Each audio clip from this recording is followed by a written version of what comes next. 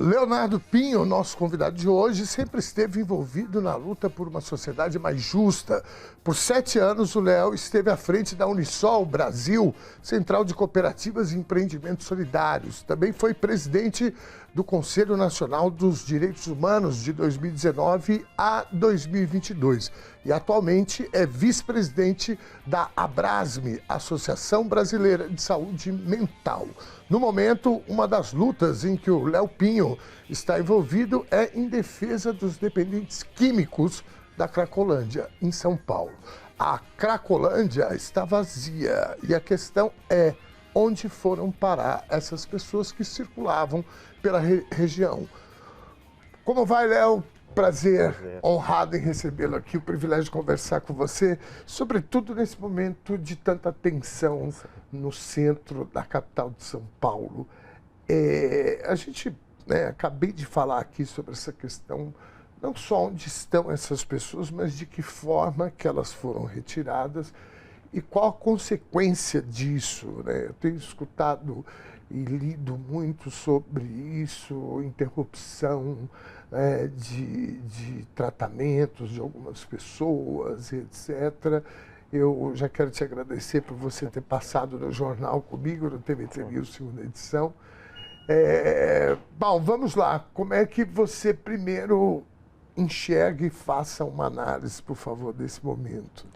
Queria primeiro agradecer o convite, a possibilidade de dialogar uma questão que hoje é uma questão central, né? Se a gente for ver, está nas principais mídias, né? Todo mundo dialogando sobre não só a situação do território que a gente chama Cracolândia, mas a dinâmica do centro de São Paulo, né? Comunidade do Moinho também, recentemente. Então, fazer esse debate aqui e também, agradecer a TVT e todos que nos acompanham por esse importante canal de comunicação dos trabalhadores e trabalhadoras. Primeira questão importante. O que está acontecendo nesse território não é uma novidade.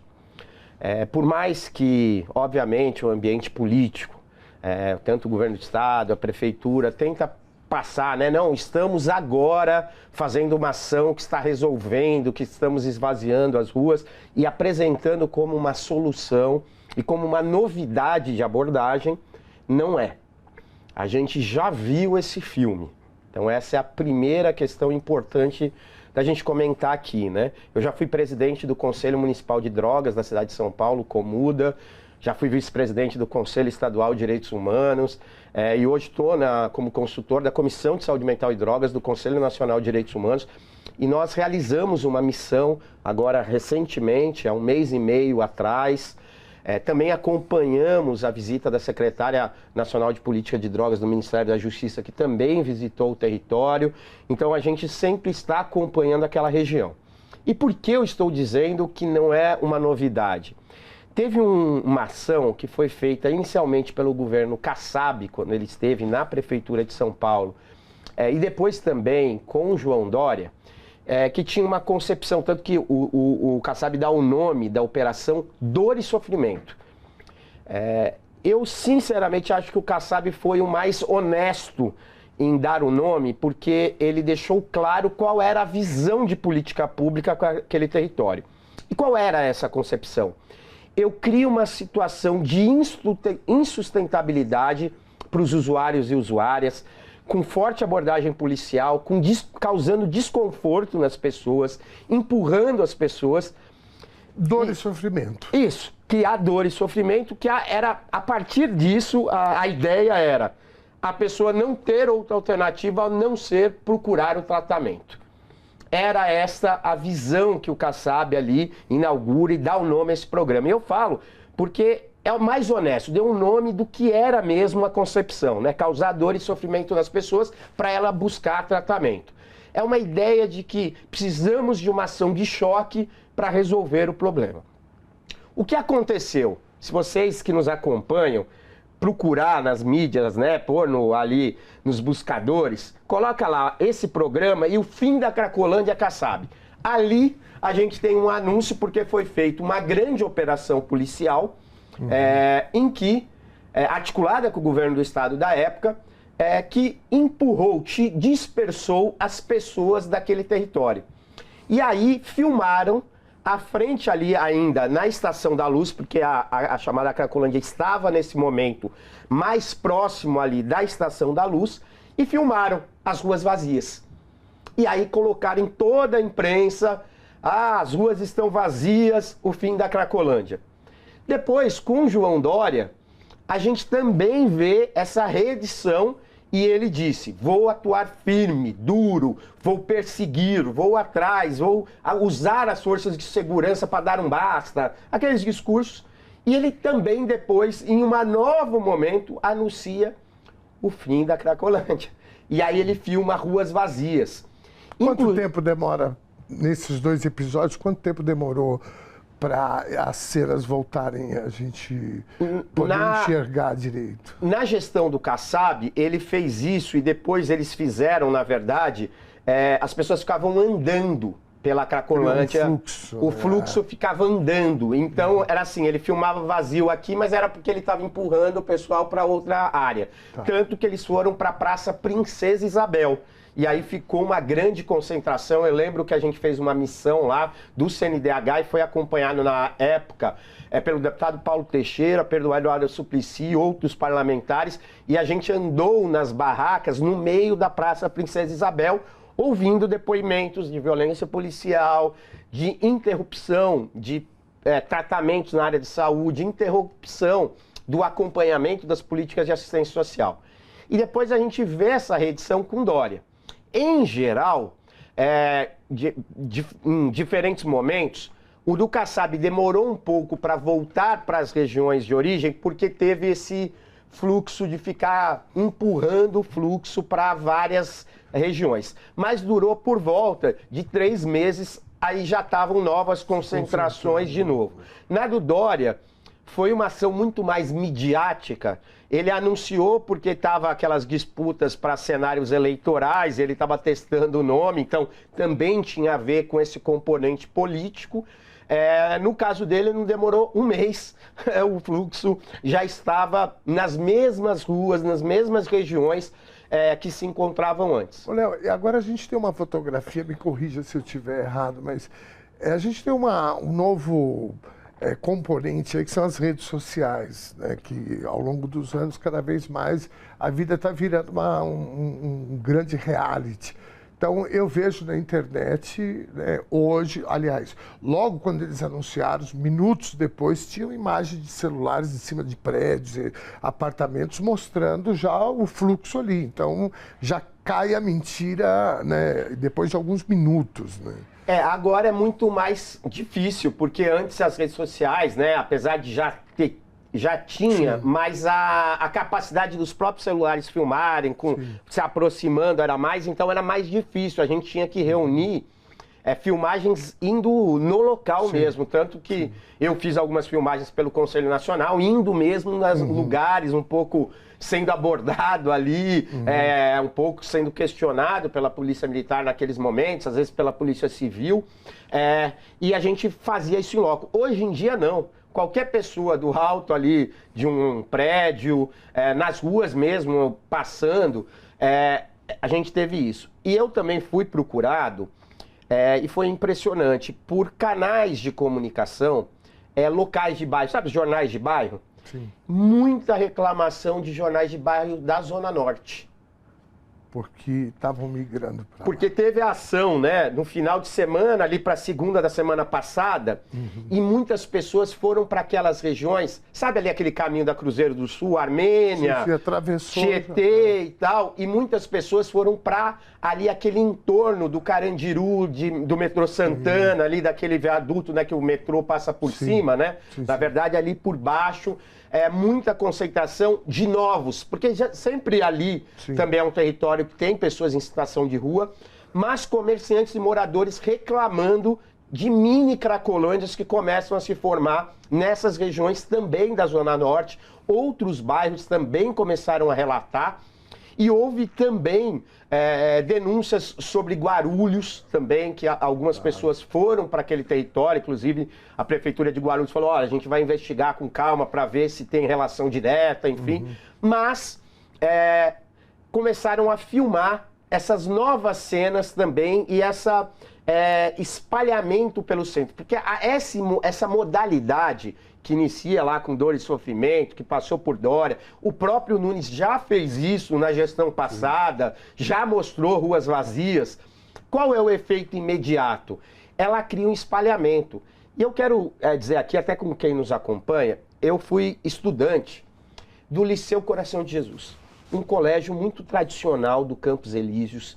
Tinha uma igreja muito tradicional de casamentos, inclusive da alta sociedade, assim, era um lugar, tem uma estrutura fantástica de salas de aula, auditórios, quadras de futebol, basquete, é um colégio muito importante.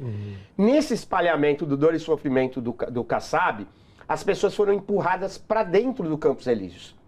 O que aconteceu com esse colégio tradicional da cidade de São Paulo? Fechou as portas. A igreja não consegue mais exercer ali casamentos, grandes batismos, porque ninguém quer ir para aquela região. Sim. Então essas falsas soluções mágicas de tentar, com a ação centralmente da segurança pública, da violência institucional, esse espalhamento leva essas questões que estavam às vezes localizadas naquela região, cria um espalhamento e começa a prejudicar comércios, moradores em outras regiões também. Então é um tipo de ação que, em vez de ir para o caminho da resolução, ele vai para o espalhamento do problema. E espalhar o problema deixa o problema, inclusive, mais complexo.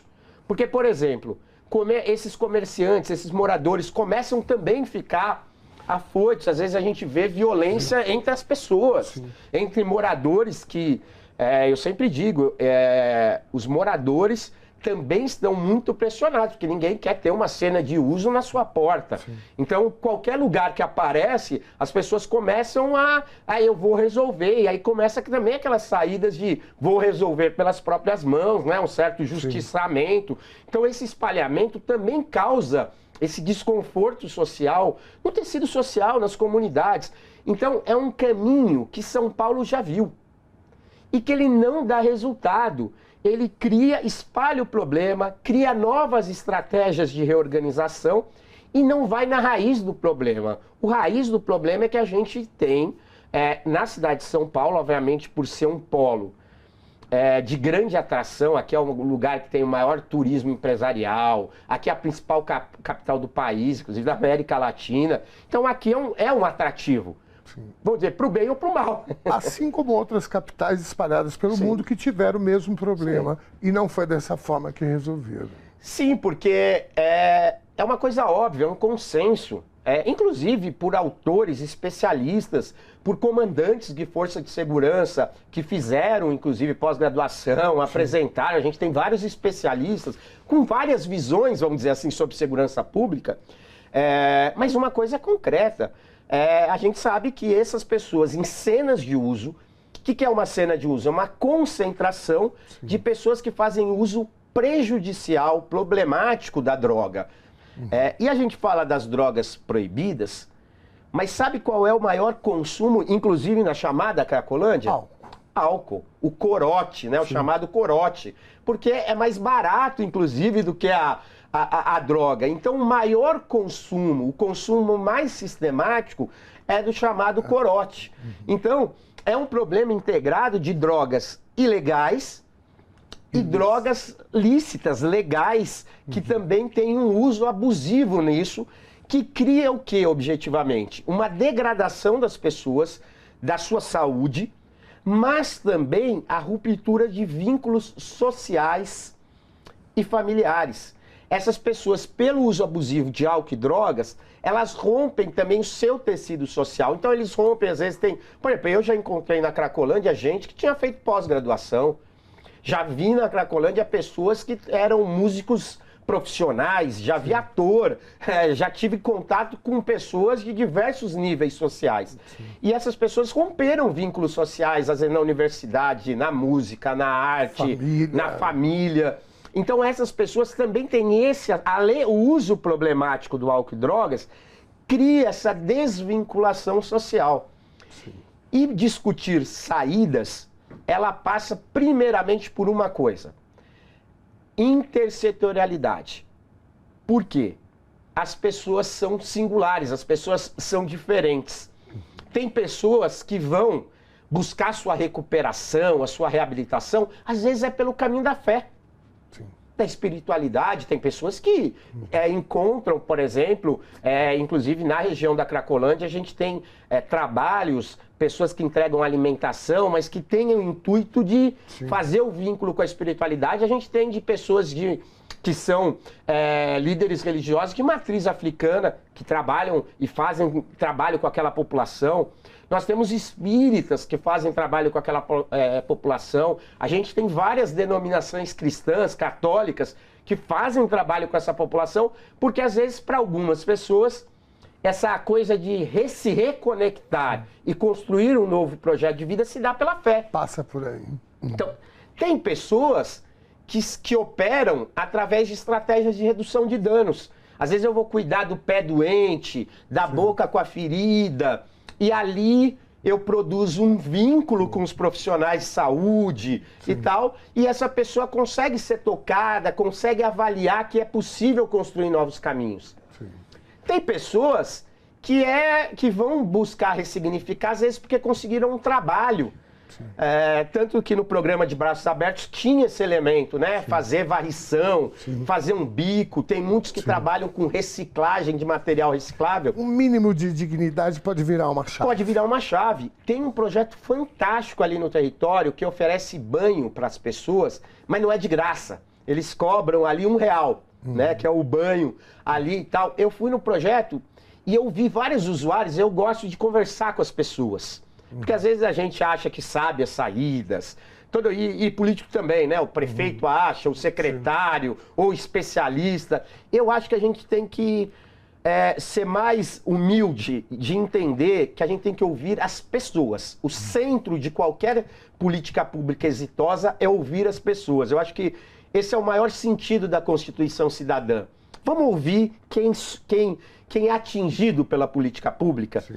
E eu ouvindo os usuários, teve um usuário que virou para mim e falou assim: você acredita que foi por causa do banho que eu saí de um banho, olhei no espelho, porque eu não me olhava mais no espelho, e eu vi que eu estava melhor, mais bonito.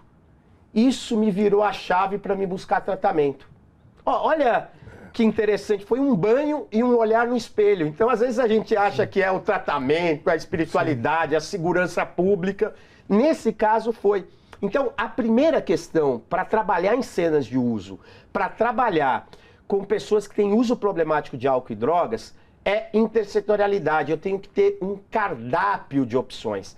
Então, o profissional de saúde, o profissional de assistência, o profissional de segurança pública, eles precisam ter à disposição deles opções variadas de políticas públicas para ver ali no diálogo e no vínculo. Essa é a coisa mais importante, é a pessoa ter confiança com o profissional de saúde, de assistência, de segurança pública, sabe? Ter vínculo para ter um encaminhamento. Às vezes é o banho, às vezes é um encaminhamento para o trabalho, às vezes é uma estratégia de redução de danos. Então, a principal coisa que a gente viu, eu estive recentemente na 68ª CND, que é a Comissão de Drogas da ONU, de entorpecentes da ONU. E lá eu vi N painéis do mundo, desde países, vamos dizer, mais rigorosos, mais autoritários, até em democracias liberais mais consolidadas, todas elas que mostravam êxito que encararam essas cenas de uso com cardápio de opções, com intersetorialidade, construindo projetos terapêuticos singulares. Então essa foi a grande marca que a gente viu lá em Viena. Léo, antes da gente ir para o próximo bloco, eu quero te fazer uma pergunta. Como você já viu aqui, o programa é Conversa Sem Curvas. Sim. Eu, particularmente, eu imagino que qualquer político, seja ele o mais boçal possível, inculto, ou mesmo reacionário, ele sabe que a alternativa passa por aí.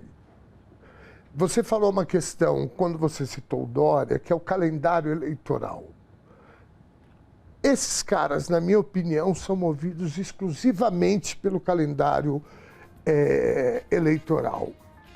Eu queria te perguntar isso, mas você só vai responder no próximo bloco. Pode ser? Pode ser, sim.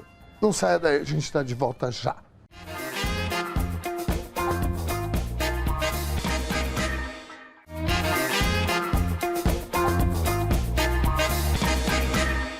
Estamos de volta com Conversa Sem Curva dessa terça-feira, que recebe Léo Pinho. Ele que é vice-presidente da Associação Brasileira de Saúde Mental. Estamos falando aqui sobre um problema, olha, muito, mas muito complicado de se resolver aparentemente. Léo, querido, a gente falava aqui sobre... Você falou de uma forma muito didática, pedagógica, muito clara, sobre as alternativas, né, para a resolução dessa problemática, sempre de uma perspectiva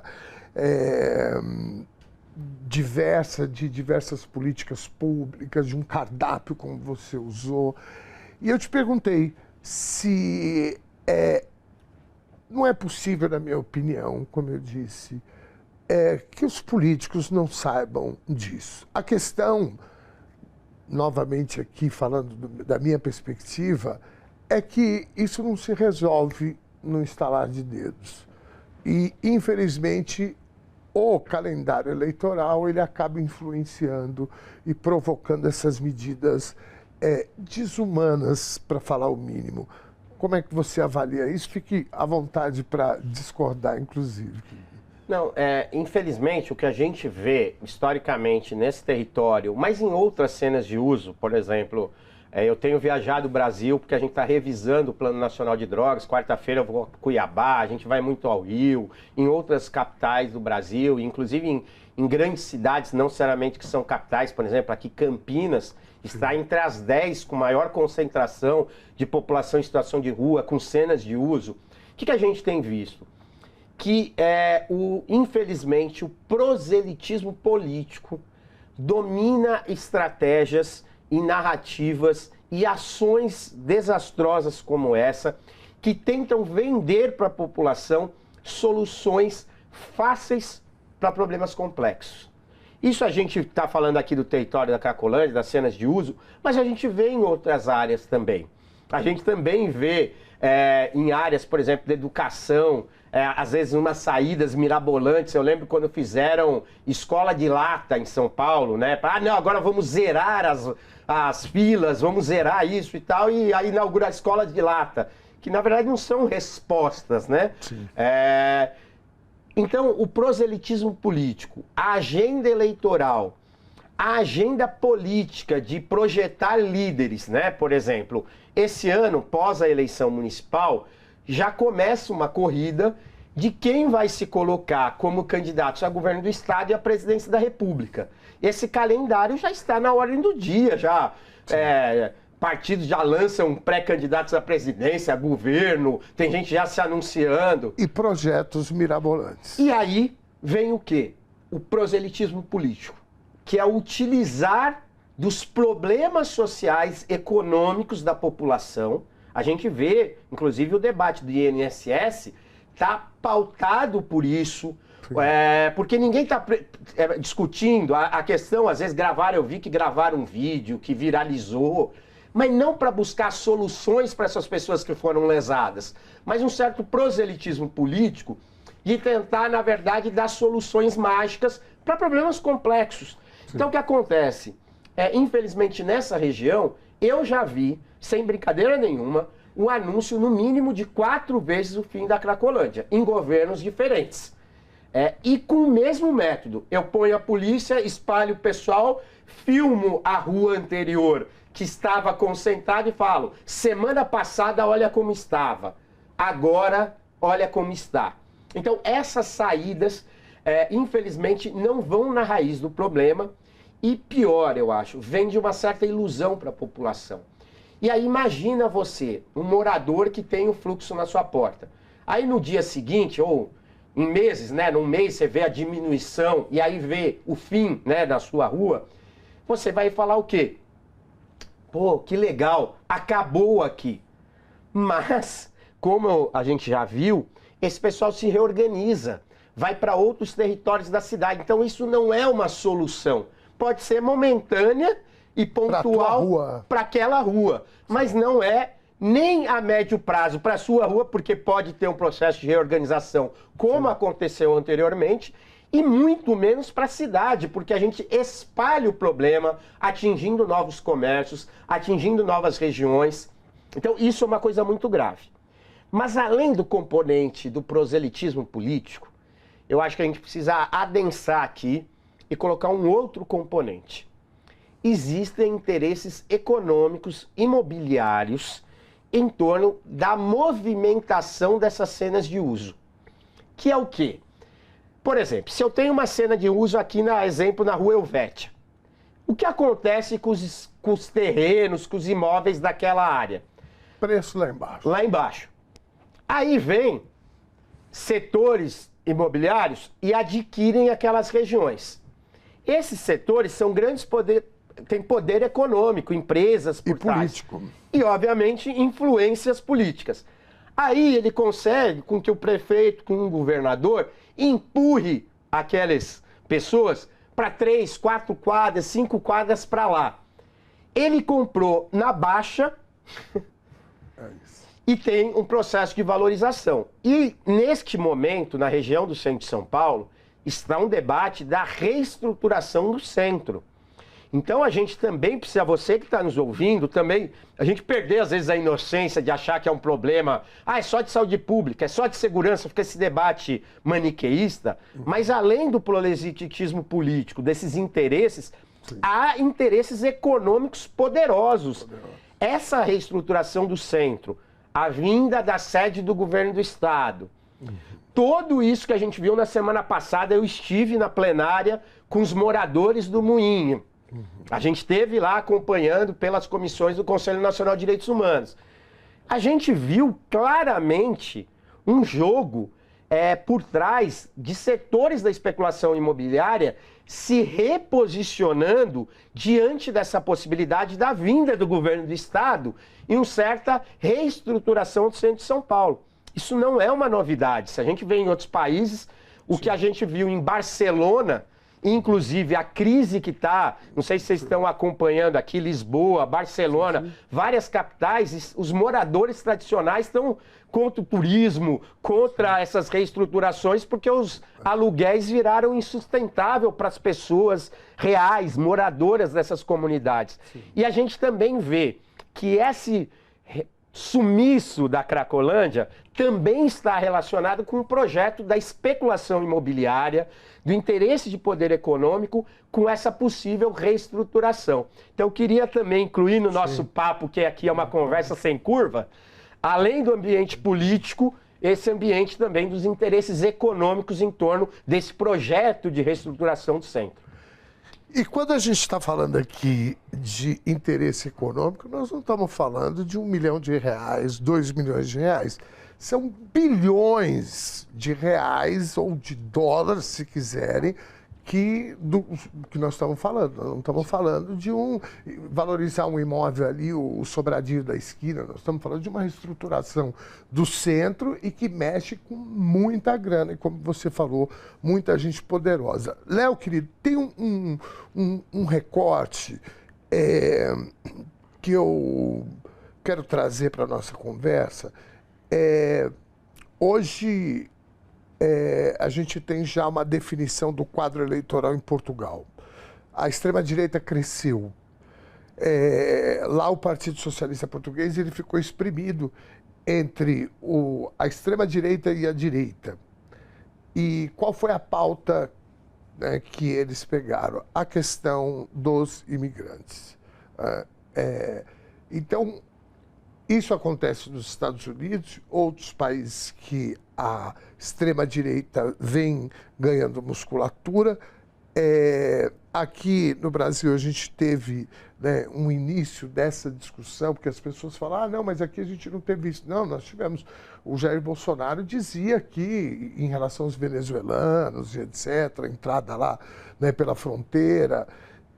A minha pergunta é, você acha que isso que a gente vive também passa por esse recorte aqui em São Paulo, que as pessoas começam a olhar, como você citou, a questão imobiliária em Portugal e em Lisboa e Barcelona, que fica tudo mais caro, né?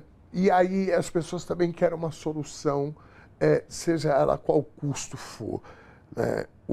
Eu sempre digo que quando a extrema-direita entra no debate da forma que entrou, a grande diferença é essa questão de falta de humanidade. Para eles está tudo certo, mata, põe para fora, se for imigrante, se for, né, usuário e etc., acaba, corta, joga fora, enterra, põe uma bomba.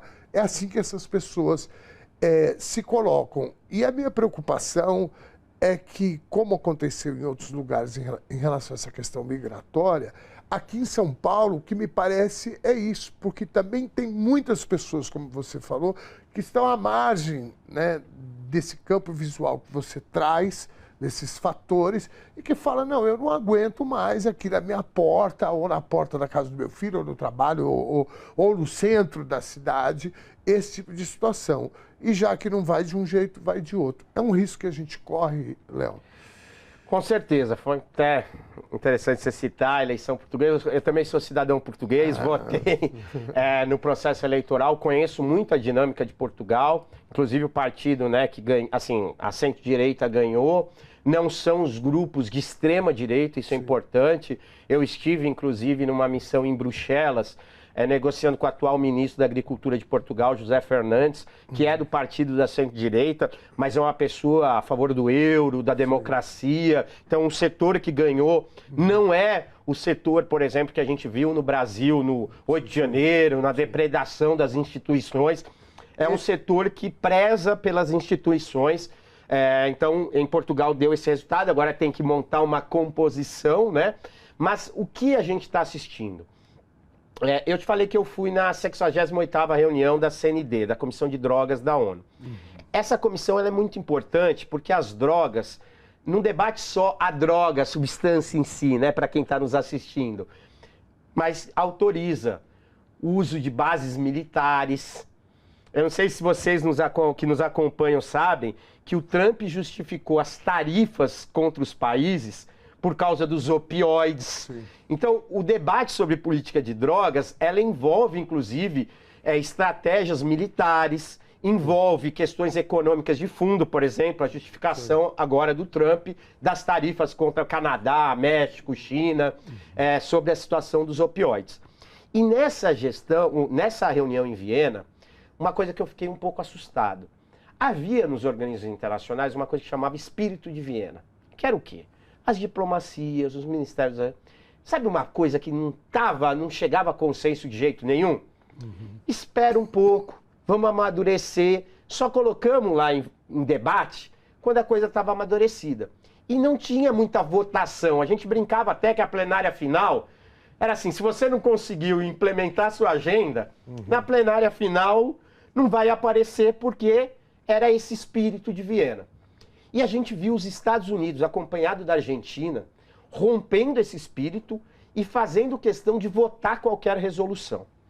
E aí a Abrasme, depois quem nos assistir, depois que vocês divulgarem, a gente vai colocar o link de um relatório da Abrasme, que a gente faz uma análise geopolítica dessa reunião sobre a Comissão de Drogas em Viena. E eu queria apontar aqui porque a gente está vivendo um mundo de instabilidade, e de instabilidade dos organismos internacionais e de uma instabilidade econômico-política muito forte. E a gente vê o crescimento desses grupos mais radicalizados da extrema-direita, se a gente for ver historicamente na Primeira, na Segunda Guerra Mundial, são nesses momentos onde a instabilidade político-econômica, o antigo, o que as pessoas estavam acostumadas, começam a sofrer turbulências. Sim. E aí a extrema-direita sempre vem com uma resposta. Vai captando essas pessoas todas. Capta esse sentimento de insatisfação, muitos sentimentos legítimos. Eu consigo entender a raiva, às vezes a eu não aguento mais de um morador que mora num prédio que tem a Cracolândia na sua porta. Esse é um sentimento legítimo. Né? Eu não quero mais isso aqui. Sabe, aquele grito de não aguento mais. Agora, o que a extrema-direita faz? Ela capta esse sentimento e vende sempre falsas soluções. Então, quando a gente vê lá atrás, na Segunda Guerra Mundial, colocaram como pecha o povo judeu, o cigano, as pessoas gays, LGBTQIA+, sempre colocam um bode. O bode atual na sala, na Europa principalmente, nos Estados Unidos, são os imigrantes. Sim. Então, o problema da economia americana não é a decadência tecnológica, política do Império Americano. A culpa é do imigrante que foi para lá. Sim. Então, é sempre essa coisa. Então, o problema da Cracolândia, a metodologia é a mesma.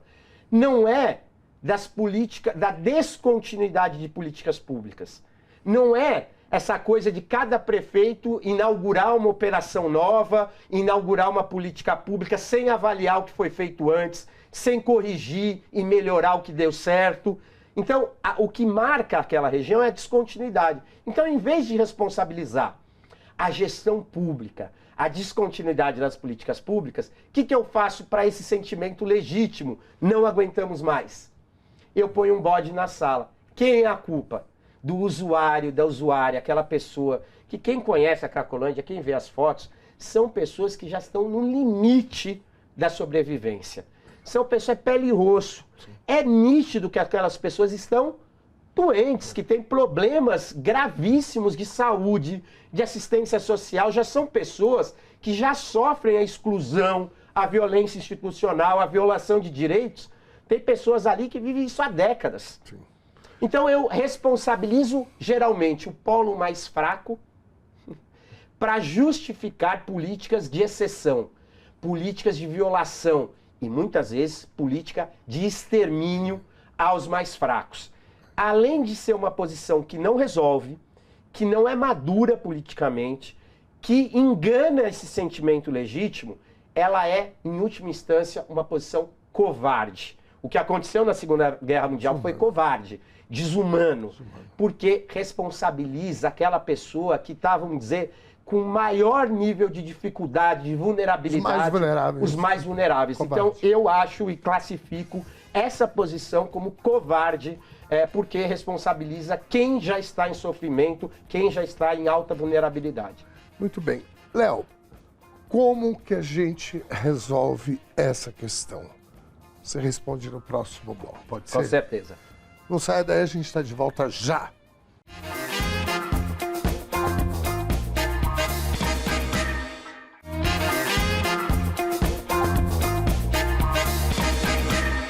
De volta para o terceiro e último bloco do Conversa Sem Curva, que hoje recebe Léo Pinho, falando de uma problemática, como eu falei aqui, que quando a gente olha, assim, a gente fala, cara, isso é muito difícil de resolver.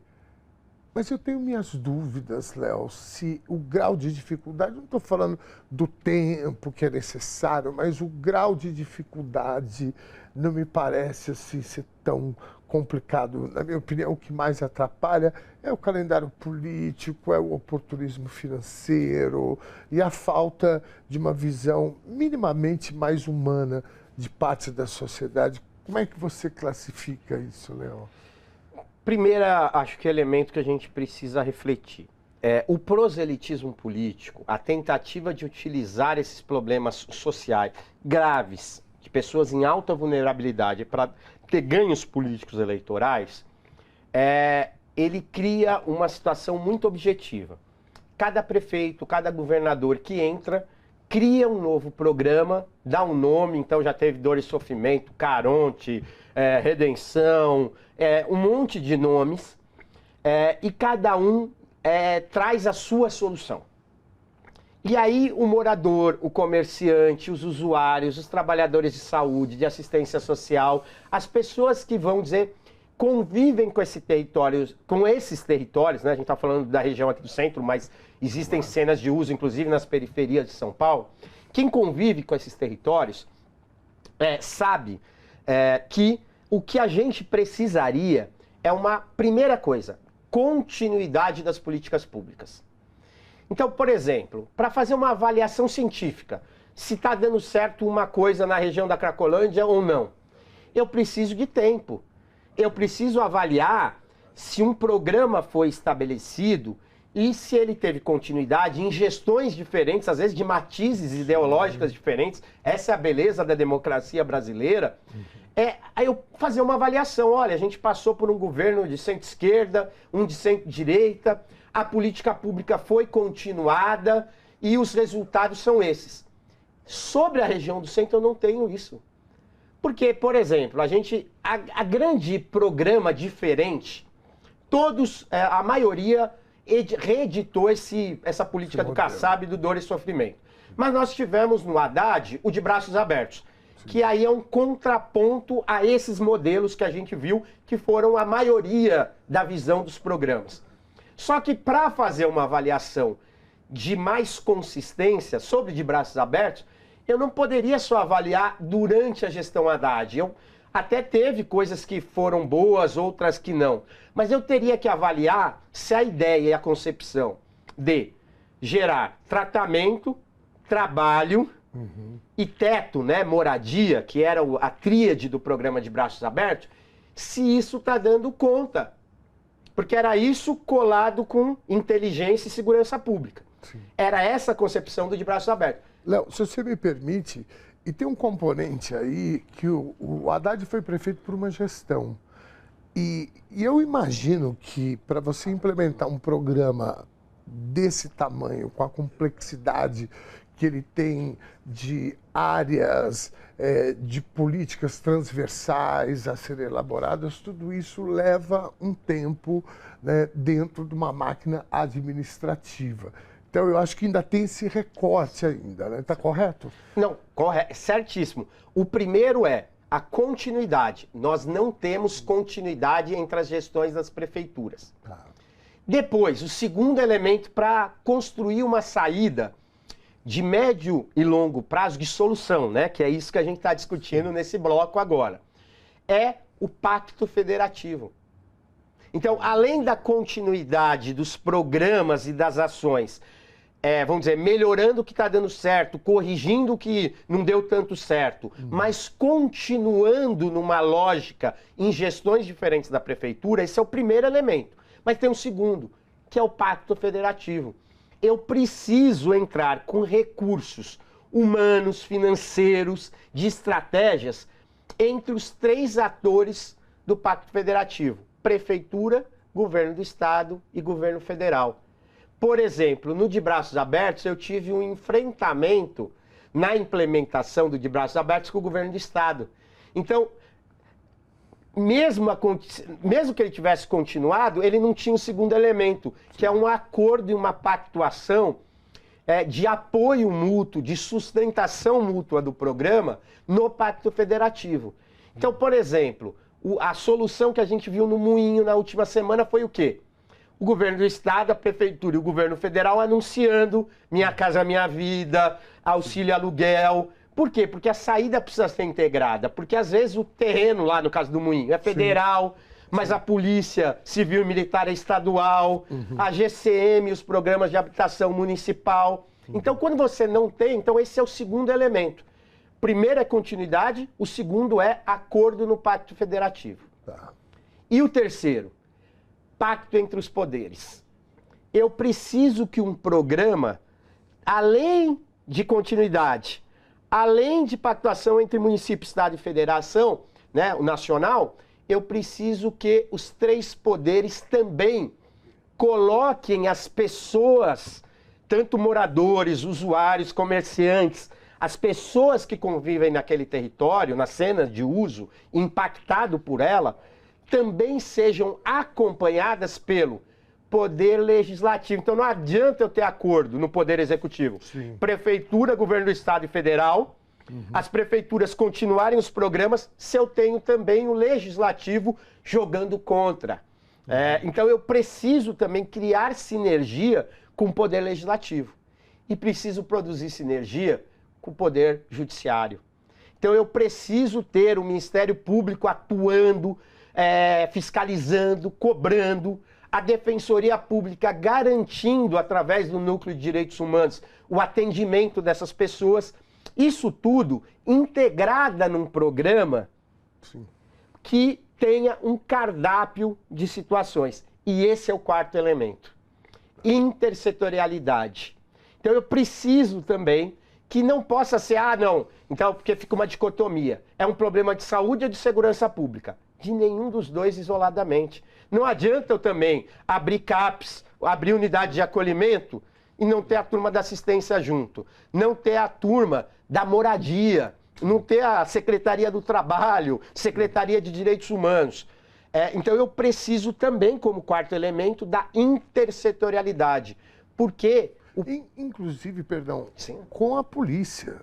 Com certeza. Inclusive com a polícia, porque parece, né, que fica sempre... Aliás, é um discurso construído, né, que, olha, não, é só passar a mão na cabeça do usuário, né, do nóia, isso não resolve. Falou, não, nós também defendemos uma atuação da polícia, mas com inteligência e respeito à dignidade humana, obviamente. A polícia é um dos determinantes dessa intersetorialidade. Porque, por exemplo, como que essa droga chega? Ela não é produzida no centro de São Paulo. Sim. Ela chega por algum lugar, de alguma forma. A gente precisa da inteligência da Polícia Civil, principalmente, que é o órgão que concentra mais estrutura de inteligência. Nós sabemos que a Polícia Civil de São Paulo é uma polícia civil muito especializada, tem um setor de inteligência importante, setores de inteligência da Polícia Militar, né, que são os órgãos.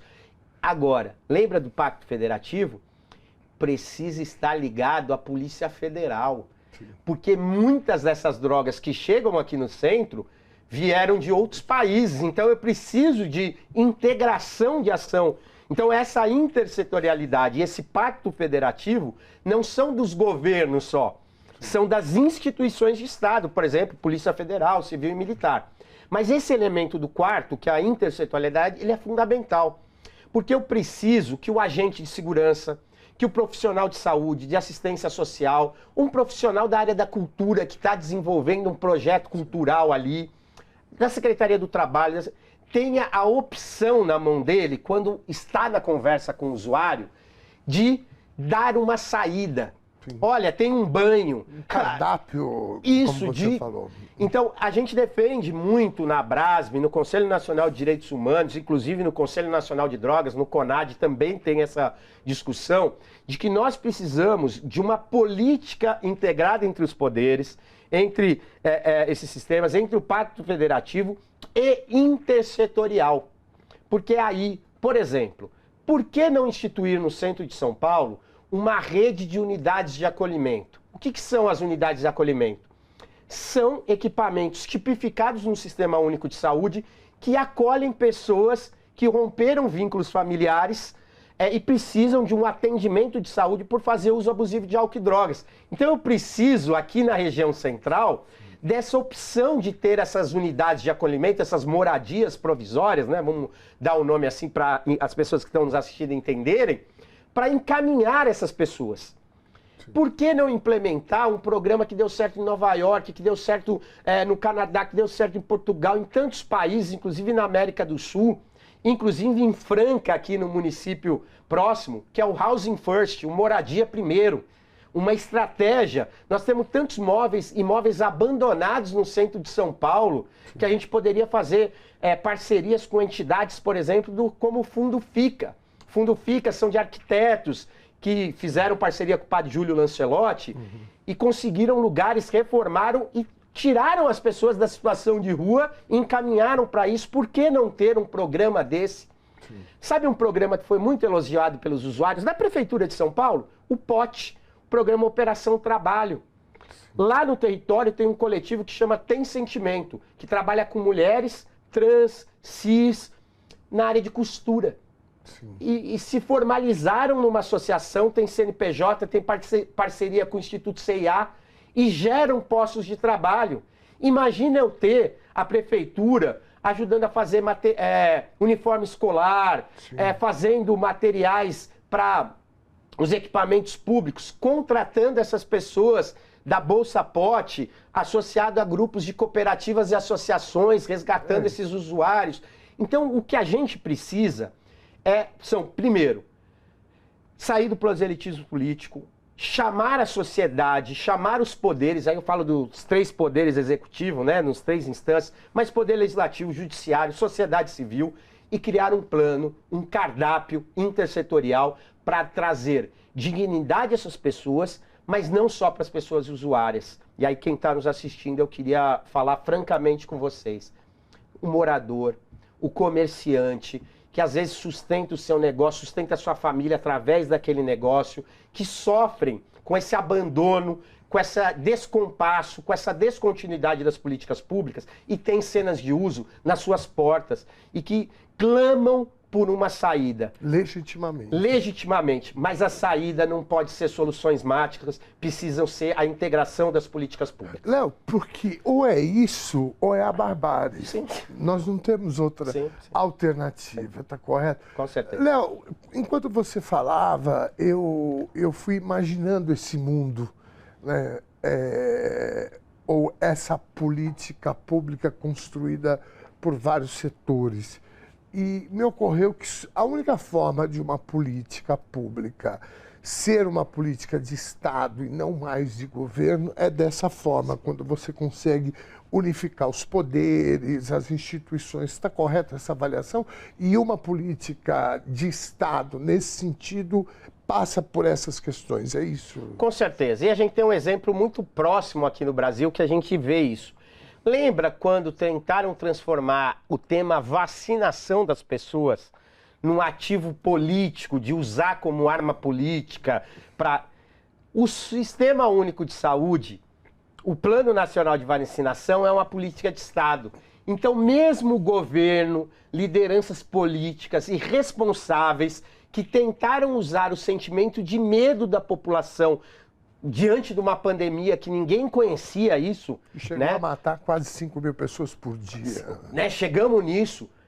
O governo atrapalhou por soltar desinformação, líderes políticos irresponsáveis atrapalharam, mas não romperam a política de Estado que salvou milhares de vidas dos brasileiros, que é o Sistema Único de Saúde e o Plano Nacional de Vacinação, porque é política de Estado. O que a gente precisa para cenas de uso é uma política de Estado de álcool e outras drogas fundamentada nos direitos humanos e na intersetorialidade e principalmente como política de Estado. Continuidade para potencializar o que dá certo e corrigir o que dá errado, mas sempre continuando para garantir dignidade para os usuários, para os familiares, mas também para os moradores e comerciantes dessas regiões. Muito bem. Conversei com o Léo Pinho. Cara, muitíssimo obrigado pelo papo. Eu quero te perturbar outras vezes. À disposição. Agora a gente tem também os jornais aqui, o TVT News 1 de manhã, o TVT News 2, que eu tenho a honra e o privilégio de apresentar de segunda a sexta, ao vivo. Você deu uma canja na sexta-feira, né? E eu quero ver se a gente vem atualizando isso, porque em off você me falou que tem uma reunião agora com os moradores da região, né, na quinta-feira. Então é importante a gente ir atualizando isso, porque como você falou, é legítimo também essa gritaria né, esse desespero dos moradores, evidente que sim, e nós precisamos dialogar, na verdade, para construir uma saída para essa problemática toda que tem. Então, eu já quero te alertar aqui que eu vou te perturbar outras vezes para você estar com a gente. Com certeza, estou à disposição. E o que a gente precisa no Brasil, no São Paulo, nesses temas difíceis, são conversas sem curva. Muito bem. Um abraço, querido. Muitíssimo obrigado. Ponto final em mais uma edição do Conversa Sem Curva. Às vezes, o invisível é aquilo que salta aos nossos olhos, é aquilo que toca os nossos corações. As cenas da Cracolândia esvaziada, o silêncio sorridente diante da falta de respostas do Estado para o desaparecimento dos usuários, berra aos nossos ouvidos, choca todos que lutam por uma sociedade que ofereça soluções para as suas chagas, com políticas e ações que valorizem e respeitem a vida, o ser humano. Todos querem que as ruas sirvam como espaço de convívio e não como moradia para aqueles que nada têm. Mas queremos através de políticas públicas inclusivas, com foco em moradia digna e geração de trabalho e renda. Nossa conversa de hoje é um convite para reflexão e para reforçar que existem caminhos baseados no amor e não no ódio. no acolhimento e não na dispersão mediante a violência, na busca pelo tratamento e virar de uma vez por todas a página de um país em que parte de seus gestores públicos acreditam que óbito também é alta.